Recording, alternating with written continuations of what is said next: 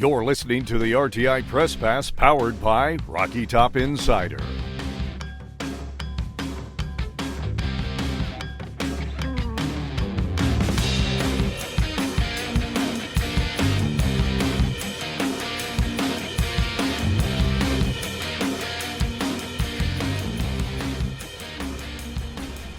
All right, ladies and gentlemen, welcome into the Rocky Top Insider Press Pass podcast. We are not sitting atop the stadium for a change. We are in the stadium. We are among where the people would be. The bleachers. That's kind of the word that I was looking for. My name is Rick Butler. Joined with me, as always, that is Ryan Schumpert and Ryan Sylvia. Again, a little bit of a put-together setup here, so frankly, we hope it turns out well. But here to talk a little bit at Tennessee-Alabama. Third Saturday in October is over and done with. Tennessee picks up a loss, 37-20 for their second of the season and second in conference play. Who wants to start? Just kind of what are you guys thinking here after the game, and as Tennessee goes home with a loss, and we start our preparations to go back home tomorrow? I can start. It was bad, right? Like, it wasn't good. I've been trying to think of the word to use to describe what this game, because it was the somethingest loss of the Josh Heupel era, and I didn't know what I wanted to call it. I don't think it was the most, I didn't want to use the word embarrassing. I didn't want to use it wasn't the worst loss necessarily. Like, Alabama's a good team. I think it was the most frustrating loss is the word that I've landed on, because it felt like a game that Tennessee had so many opportunities to go out and just win. And they repeatedly just did anything in their power, it seemed like, to not win the game. And so, yeah, Alabama's a good team, but it didn't feel like you needed a Herculean effort. It didn't feel like there was a huge talent gap that was impossible to get over. It just felt like Tennessee, maybe the offense goes down the field and gives you a spark, then the defense just gives up a 90-plus yard drive and doesn't want to tackle and just gets stomped on. Okay, the defense comes out, gets a turnover, forces a quick punt, the offense goes and just completely stalls out. It was just a disaster for most of the game, and there's just really no excuse for it to be in the fourth quarter and fans are smoking their cigars with like 8 minutes left. Like, it should not have been at that point. It should have been a one-possession game at the very least. Yeah, I agree with all of that. I didn't want to start because, like, as a negative guy, I didn't want to come. I didn't want to come in and say this. It was just very similar to what I wrote in the prediction, where it's like, Tennessee, I think, is capable of winning this game. Tennessee's good enough. They're gonna have to go out there and play clean football to win. And I said I have no confidence in it. I have very little confidence in them to go do that. And it was maybe the sloppiest game of the Josh Heupel era. Yeah, it wasn't like false, but it was just the tackling for a disappeared. matchup as critical as this one was. Yeah. Like, just all things considered, like, it was just sloppy. It wasn't good. I mean, I did this on the post-game video Rick and I did. Let's just go through Tennessee's offensive drives, because that's what I felt. I felt like Tennessee's going to be able to move the ball in this game if they just don't hurt themselves. Mm-hmm. First drive, get 2nd and 2 on the first play, false start, sack, 3-and-out. Second drive. Now I'm putting myself on the spot. Can I do this again an hour later? Second drive is when Chris Brazzell is a 20-yard catch into field goal range. Braylon Staley lines up on the line, so it's a legal man downfield. Tennessee ends up punting. Third drive, Tennessee scores. Fourth drive, 7-7 game. Tennessee a chance to really go take control. Braylon Staley pass interference. Offensive pass interference. Joe Aguilar takes a terrible sack, intentional grounding for a safety. Fourth drive, into the first half, last drive. You throw a 99-yard pick six. We'll get to that in a minute. Yeah. Opening drive of the second half, you go score a touchdown. Next drive, off a turnover at midfield, down by 10. Chance to go, really make it a game again after the disaster to end the first half. Sam Pendleton snaps the ball when Joe Aguilar's not looking. Mike Matthews drops the pass on third down. They just beat all those drives. They just beat themselves. Yep. This isn't to say Tennessee would have won the game if they hadn't made these self-inflicted mistakes. But exactly to your point, Sylvia, it should have been a close game late. Yeah. But Tennessee had the chance to win. Instead, as you said, even up in the press box, you could smell the cigar smoke with about 8.5 minutes to play. Yeah, Rick, do you want to say anything? We've kind of steamrolled here. No, keep going. There was multiple chances, even in the second half after, which I guess we'll talk about that right now, actually. The interception, the pick six at the end of the first half. I've seen some people blame Joey. Was it a bad throw? Sure. It was just one of the worst play calls I think you could have had in that moment. Well, I thought that Shump made a good point. It was either in the press box or during one of the videos that we did, because this is like our third time talking about it. We also talked about it on the WAT hit that's coming out on Sunday. It's like Joey, the bad throw was responsible for the pick six because the guy had a lane to run with. Sure. He had an alley to run. He had a sideline to go against. But ultimately, like, the play call is what set up the play to seemingly fail before the snap even happened.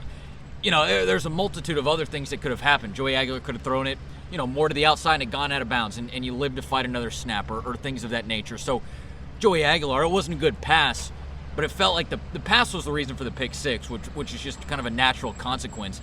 But it felt like he was kind of set up in a bad position to make a tough throw. And not just make a tough throw, again, should have had it in better placement seemingly, but also one it seemed like the defense, me, you, everybody in the stadium, everybody watching at home, sort of had a pretty good idea of what was going to happen. And that was the play call. Yeah, well, it was just that they're going to have to pass. Yeah. And by going into jumbo formation, you're just severely limiting the route trees that you can run and the options you have to pass. Whereas you have, not everything because you're at the 2-yard line, but you have no shortage of different route trees, different plays you can run if you just run from your normal set. So to me, I didn't like it to begin with. When they came out in jumbo, when Alabama takes the timeout, which is clearly like, guys, they got to pass the ball here. Yep. And there's a screenshot. There's a screenshot of Joey Aguilar on the play action. Alabama has a defensive lineman dropped into coverage. There's nobody that's fooled. Nobody. And it's just like, what are you doing? And again, all that happens, and this is where it just all ties together. Joey Aguilar just throws the ball a little high, and it's out of bounds. You live to fight another day. Deshaun Bishop just takes a little bit better angle and makes the tackle. Doesn't have the hesitation. Makes the tackle. It's really bad, but it's not as catastrophic. So it's just an absolute doomsday scenario where so many different things collided to go wrong. But that was the one that just felt the most avoidable and the most there's no hindsight here. We were sitting in the they have to pass the ball here. Yeah. What do they think they're going to fool somebody by running play action out of this set? Did Kalen DeBoer talk about that in his postgame? Because that timeout, like that had to have been what he was telling his team. Yeah, he wasn't specifically asked about it, but he brought it up. And pretty much what he said was, smart play from the defensive back. He knew that they were passing the ball and there was nothing else they could do but pass the ball. So he baited the quarterback a little bit and jumped the route, and the rest is history. And he pretty much left it at that, which to me, read between the lines. I don't think Kalen DeBoer is a guy that's going to be like, I sniffed that out and stuff but it certainly seems like it was hey, call timeout. Guys, they're passing. It was a situation where if Tennessee runs the ball and scores there, I think Alabama just goes, hey, good for you. Took a huge risk and good for you. It's just a gamble that you're taking if you're right. Alabama. You took a huge risk, good for you, but we don't think you're going to be that bold and try to do it. And Tennessee wasn't. But that's the big thing with me. The jumbo stuff with the defensive linemen, I'm fine with it when it's 3rd and 1, 4th and 1 at midfield with 8 minutes left in the second quarter. If they'd run it, that's fine. They'd run it on 3rd down. Yeah, that's when it's fine. the last play of the half. When everyone in the building knows you're passing it, you're just taking 2 receivers off the field, and that just it completely hinders what you're able to do in the pass game when you're throwing. If you want to go 3rd and 1 with 8 minutes left in the second quarter and then pull that little play action screen out, then it probably works. It just wasn't the time to go to it to me. But with all that said, with how horrible that result was, a pick six, time's expired, you go into the locker room, all momentum's gone. They come out in the second half, was it 3 and out? If it wasn't 3 and out, it was very close to one. They march down the field on offense, and all of a sudden it's a ball game again, which to me shows you how much of a game it was, where Tennessee could have taken all these opportunities, and if they just do so many different things differently, they were in position to at least have a fighting chance down the stretch. And they get the ball back, they score that touchdown. It's a 10-point game, and they have these opportunities to make it a 1-possession game and to be right there, and they just repeatedly, one side of the ball does not complement the other. It was not a good offensive or defensive game. I don't think you can pin it on one side. It was just both sides, they look good, and then immediately they look bad. And they just could not complement each other the whole game. I feel like that's been a reoccurring theme all season. I mean, you go back to last week, Tennessee forces 3 turnovers. They score off one of them. You go back to Georgia, to Josh Joseph's strip sack. You have a chance to essentially put the game away with a touchdown. You don't get a first down. You kick a field goal, and it's the same thing here. You get a strip sack, your chance to get right back in the game. You go down and get a field goal, makes it a 1-possession game. Certainly a touchdown would have been all the more impressive. And even then, you finally got like a great punt on that scenario. You down them at the 1 yard line, and Alabama one play gets out of its own end zone, and 9 plays scores a touchdown. So, yeah, I think you're right, Sylvia. Tennessee did not play complimentary football tonight, and I really don't think they've done a whole lot this season. And there was that stretch too. I just looked back. They had the ball down 10 in the third quarter, and they were moving guys in the run game. The offensive line was just. They were moving the defensive line, and Deshaun Bishop took advantage of it after a rough start to the game. He really got going there in the second half.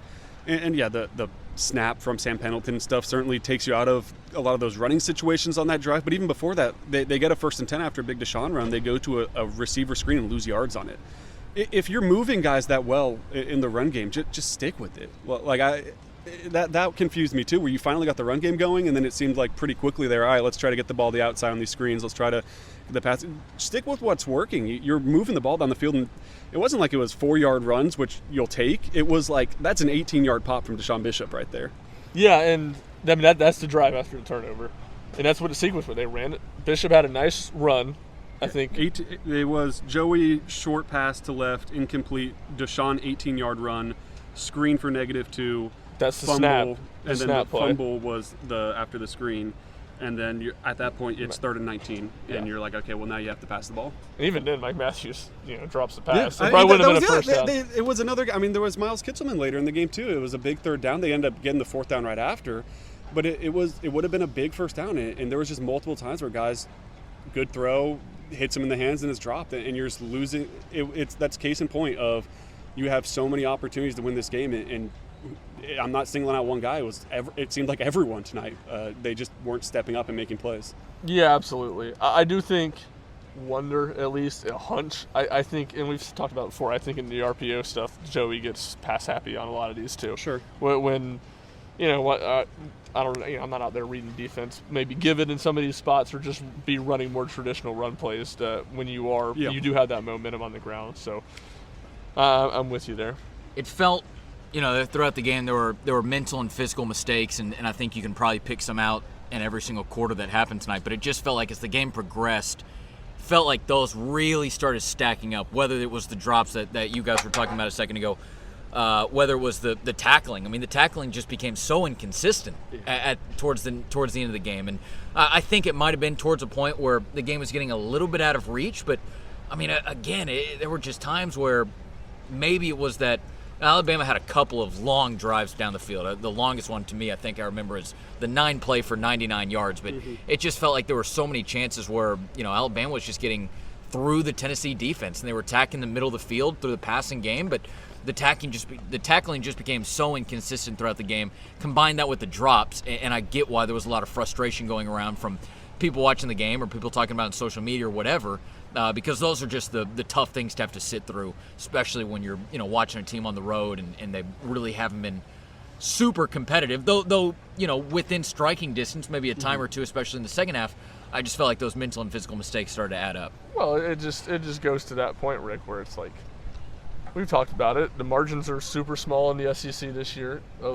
There's not a whole lot of gap between most teams in the league.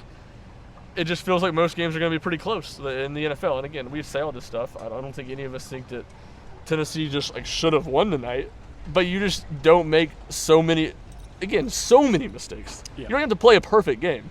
You just don't make a couple catastrophic mistakes. You're in the game in the fourth quarter with a chance to win. Is kind of the point I'm at. And that's where it feels like most of these games. Even Kentucky next week on the road, I think will probably be similar, where it's a game in the fourth quarter. All these games are going to be tight, and this one wasn't, just because of the sheer number of brutal mistakes Tennessee made. I don't know if you said it to us in person. I don't know if you said it over a text, and you might have even said it with a little bit of hyperbole. You can kind of correct me if I'm wrong, but I think you had a comment throughout the game that Tennessee really can't go 10 snaps without something catastrophic happening. Yeah, throwing up on itself, I think I said to somebody. I don't know if that was to us. I remember the catastrophic line. But those are just the back-breaking moments, and I think those are the moments where you sit here at, what time is it? 12:21 Central Time. It's 1:30 back in Knoxville, and we're talking about some of these back-breaking plays, whether it be a big play like the pick six, whether it be a little play like in kind of context. Sam Pendleton missnaps the ball to Joey Aguilar. There's miscommunication. Those are some of the things that I think make you kind of pull your hair out in those situations. Yeah, that's like it's frustrating, not because it's like, man, Tennessee should have won this game, but they should have had a chance to win the game. Like I said at the beginning, it shouldn't have been a complete party in Tuscaloosa with so much time left on the clock. Like you should have had a fighting chance to win that game down the stretch, and then you just see where it ends up at the end, and it's what we said the whole time. It's just a reoccurring theme in these road games too. Yeah, I mean, at Mississippi State, they made so many mistakes, Yes. and Yeah. they were able to find a way to win. But it just feels like, against really any team on the road with a bit of a pulse. I guess besides Vanderbilt, they had a pulse last year, but you had a home field advantage just about in Nashville. Like It just feels like Tennessee is incapable or unable, probably be a better word, of playing just solid football. Yeah, it felt like Tennessee didn't need to play out of its mind and above its level. It just needed to play a fine football game, and it could have won today. And I think that's what I keep going back to, and why, from a Tennessee fan's perspective, you're probably really upset right now, is because really this time and in 2023, Tennessee probably should have won these games in Tuscaloosa. 23, they had a lead at the half, and things were all going in the direction of Tennessee, and they just came out in the second half and laid an egg. And this time it wasn't necessarily the same script, but it's a game where things didn't have to be. You didn't need minor miracles throughout the entire game to win. You just needed to play fine football, and you would have had a shot. And Tennessee just did not. They played bad football today, and the result is you lose by 17 points. Yeah, I do think defense was unable to get the job done on 2 of the final 3 drives, and the tackling was very bad on those. But as a whole, I think the defense was solid tonight. I think, to me, the offense is much more why Tennessee lost the game. If you would have told me going in, said Tennessee's defense will give up 30 points, would you sign up to take that? Like, I wouldn't have said that I was a lock for Tennessee to win, but I'm not sure I wouldn't have taken it either. No, I agree, because that was, all of us, I think, had score predictions around at least upper 20s for Tennessee, if not in the 30s. So it would have, like we're talking about, given them a fighting chance down the stretch, which is all you can ask for in a road game against a top 10 team in the country. So, yeah, if you have to pick a side, I think you would pick the side of the defense had the better game, I guess, today. It wasn't a great game. Like, as we're talking about, there's a bunch of different issues, and they couldn't, take advantage of certain opportunities to get the offenses back and things like that. But it was just the offense was just inconsistent. One drive, it was like, there it is. It looks like what it has in the past few games, and they're marching down the field. And the next drive, they go away from some of the stuff that's working, or they're unable to adjust, or whatever it is, and it just would go off the rails. And as we're talking about, go off the rails in just the worst ways possible that were completely backbreaking. I think, and not to speed us up here, but it's kind of the last thing for me is just like, cause it goes to my last point. Tennessee's road issues with Josh Heupel and struggling in some of these games. It was just like some of the game management stuff today. Even when the game was basically over, so it didn't really affect the game tonight. But it's just like, what are you doing? You're down 17 points late in the game. It's 3rd and 14. They didn't even run a screen to Chris Bradshaw. They just threw the ball. That's when they just threw the ball out the crowd, which they'd done 2 plays earlier when it was man to man, man blitz essentially from Alabama. He gets tackled inbounds. Basic logic dictates you're going to run the field goal unit out there and make it a 2-possession game. Tennessee keeps its offense out there. Clock goes down to 5 seconds. Then they take a timeout. They still go for it and don't get it. Like, that's just, again, it didn't really matter, but it's just illogical. And then even at the end of the game, Tennessee ends the game on the 1-yard line, unable to score when they had 1st and goal at the 1-yard line 3 plays before or 2 plays before. I can't remember exactly how many. And again, that especially didn't matter. But it just feels like these little clock management, game management things, Tennessee just too often isn't very good at it. They weren't good at it at Mississippi State, and they found a way to win. So it doesn't feel like this is a one-game thing to me. Sure. Yeah, that's kind of been a theme in some ways, is questionable, I guess, decision-making in those aspects. But, as you said, late game, you can get only as mad as you want about it because it didn't really matter at the end of the day. But there were certainly, I guess, as you're saying, too, it's not like it's a one-time thing. It's kind of been a reoccurring issue, which makes it feel a little bit worse. I guess a couple last thoughts for me. Individually, Deshaun did not have a good start, but then he was fantastic. And then Braylon Staley, another really strong game from him. Tied Squirrel White's record for 10 receptions in a game against Alabama, school record. So there you go. shout out two slot receivers, two guys in Tuscaloosa. It was 23 Squirrel White. Yep. So shout out Braylon Staley. He had a good game, caught that touchdown as well. I thought Joey Aguilar had a good. I mean, obviously the interception's a backbreaker and sucks. He wasn't perfect, but I thought I don't think this Joey Aguilar is far from the issue of why Tennessee lost this game, I guess. Yeah, I thought the intentional grounding sack was really bad by him. Yeah, I mean, it wasn't good. It was just 9 Just yards. had guys open. I would just point to so many other things before I would point to Joey Aguilar for why Tennessee lost this game. For sure. I think Joey Aguilar's performance was in the realm of how Joey Aguilar's played. It wasn't like it was way worse, or I certainly don't think it was great, but yeah, no, he wasn't. I don't know. He wasn't terrible. Those two mistakes, and again, as we've said, it wasn't just on him, really either of them, but especially down in the red zone. I don't think his coaches did him any favor, but both of those are also, to an extent on him, and mistakes you can't really make in this type of game. Good final points by you guys. My final point is just that Jaden Perlotti slapping the football had us cracking up in the press conference or in the press box. Just such a freshman move. Smacked it. It is. I mean, I said on our post game with Rick, that was, in some ways, that's a perfect encapsulation for the game. That one of the best plays for Tennessee all night, one of the biggest plays. Mm-hmm. Not only do you make the mistake of just slapping it and not picking it up, which Josh Joseph was able to wrestle the ball away from Ty Simpson, so it didn't kill you. But if Jaden Perlotti picks that ball up, Ty Simpson's he's probably got to make Ty Simpson miss, because Ty Simpson was very aware that it was a fumble from the moment that it happened. But if he makes the miss, it's a touchdown and 3-point game, and it changes that dynamic. And look, I'm willing to give Jaden Perlotti more of a pass. He's a true freshman. He's not playing a ton of snaps. That'll probably be something he learns from and gets better. But it felt like just an encapsulation of so many of Tennessee's issues tonight on one of the better plays of the game. It was an encapsulation of just the mental miscues and just all of that. Where it's like, why? I guess what is going on here? But yeah, and then quickly too. Offensive line's one that I think you have to kind of rewatch a lot of the time to get an idea of how guys played, but did not seem like the strongest game from Sam Pendleton. That's one I'll be curious to see on the rewatch, or on the PFF. See how PFF grades him. Whatever you think about their grades. Big PFF week. It's starting to rain on us, so we don't have time to get back into that discourse. Jackson Ross was incredible.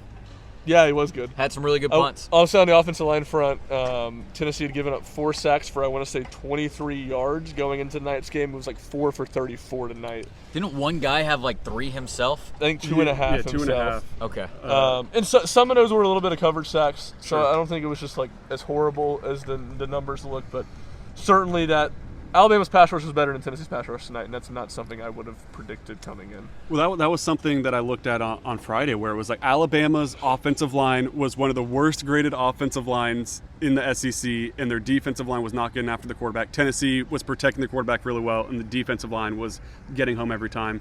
And it was just the complete opposite script. But it is starting to rain here, so I'll let it be at that. Well, we'll go ahead and wrap this thing up. Coming up on the Press Pass on Wednesday, we'll kind of talk about what this means for Tennessee, just a look back at or look forward at the rest of the season. But we're going to go ahead and wrap this thing up. It's 12:30 here in Tuscaloosa, and it is starting to rain. Maybe an encapsulation and a signal of what this day has been for Tennessee athletics and all that has encompassed it overall. Hey, that's Ryan Shumpert. That's Ryan Sylvia. I'm Rick Butler. It's been the RTI Press Pass.